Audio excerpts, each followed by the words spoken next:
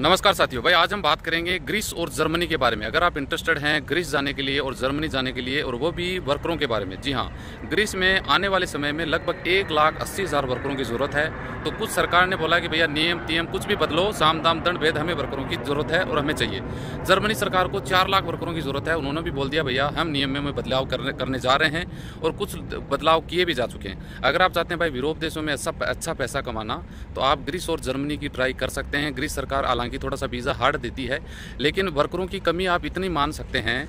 अगर ग्रीस की बात करें, उनको 1,80,000 वर्करों की फिलहाल ज़रूरत है, जो आने वाले 1-2-3 साल में उनको भरपाई करनी है।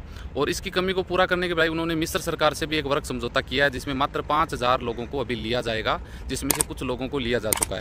और मिस्र सरकार ने ग्रीस सरकार ने जैसे कुछ नियमों में बदलाव किया, और तुरंत के साथ में लगभग 14,000 लोगों ने अप्लाई कर दिया, और उन्होंने बोला कि इसी साल में 30,000 लोग अप्लाई कर देंगे। वर्करों की इतनी ज़्यादा कमी है कि वहाँ पर जो लोग खेत जैसे एग्रीकल्चर का जो काम करते हैं, जो वहाँ के स्पॉन्सर हैं, जो भी अपने जैसे इंडिया में होते हैं किसान, वैसे वहाँ पर भी होते हैं। अब उनको आपको पता है भाई, चाहे वर्करों की कमी नहीं। आप मान लो खेत में हैं, आपके 100 बीघा ज़मीन है, और आपको खेत में लास्ट में फसल काटनी है और वर्कर नहीं मिल रहे, तो आपकी फसल का क्या होगा? वो जल जाएगी, वो खराब हो जाएगी। पिछले टाइम में 27 मिलियन यूरो, जी हाँ 27 मिलियन यूरो का नुकसान हुआ है वहाँ के लोगों को। इसका कारण ये बताया गया कि भाई यहाँ पे हमें वर्कर नहीं मिले।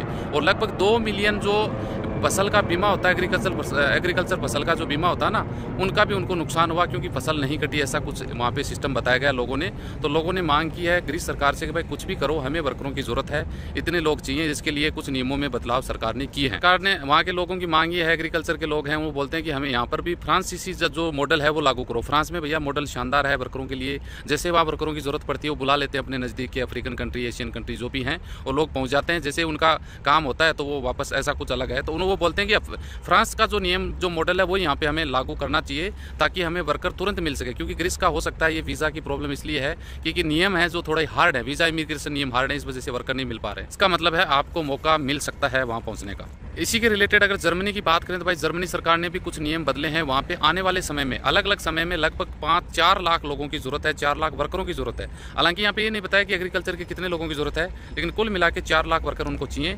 और उनके लिए उन्होंने बोला कि हम नियमों में बदलाव करेंगे। और वहाँ के जो स्पॉन्सर है वो बोलते हैं कि हमें वर्करों में बदलाव की मतलब ये है कि 63% तुरंत प्रभाव से कार्रवाई की जानी चाहिए, यानी जल्दी से जल्दी हो सके, ताकि लोगों की पूर्ति कर सकें। वहाँ पर भी वर्करों की भारी कमी चल रही है। और सबसे अच्छी बात मैं बताऊँ आपको ये है कि वहाँ इंडिया में, भारत में जो जर्मन दूतावास है न्यू दिल्ली में, उनकी तरफ से भी एक बयान आया है। उन्होंने ये बोला है कि जी हमने जो जर्मनी में जो वीज़ा टाइम पहले 9 महीने लग रहा था, अब आप सोचोगे यार वर्क परमिट वीज़ा के लिए 9 महीने का वेटिंग पीरियड चल रहा है, उसको हमने घटा के कम कर दिया है। हालांकि ये नहीं बताया कि कितना कम किया है, ये तो बात बाद में पता चलेगी। लेकिन ये सत्य है, ये 100% राइट बात है, राइट इन्फॉर्मेशन है कि हमने दिल्ली दूतावास में जो जर्मनी के लिए वीज़ा अप्लाई कर रहे हैं, उसको हमने 9 महीने से घटा के समय कम कर दिया है।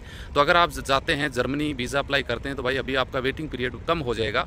कितना कम होगा वो आने वाले समय पर पता लग सकता है। तो आप चाहो तो जर्मनी की कोशिश कर सकते हैं। 4 लाख वर्करों की ज़रूरत है भाई, 4 लाख कम तो नहीं होते। तो कुल मिला के बात भाई, लास्ट का खरा सौदा ये है कि यूरोप में अभी चांस ज़्यादा बन रहे हैं, एशियन कंट्री में सबसे ज़्यादा इंडियन लोगों के। तो आप जाते हैं ग्रीस में, जर्मनी में, तो आपको जल्दी चांस इसलिए मिल जाता है कि वहाँ पे वर्करों की कमी है। तो आप कोशिश कर सकते हैं। और कोई नई अपडेट आएगी तो हम आपको ज़रूर शेयर करेंगे। मिलते हैं नेक्स्ट वीडियो में अच्छी जानकारी के साथ। जय हिंद, जय भारत।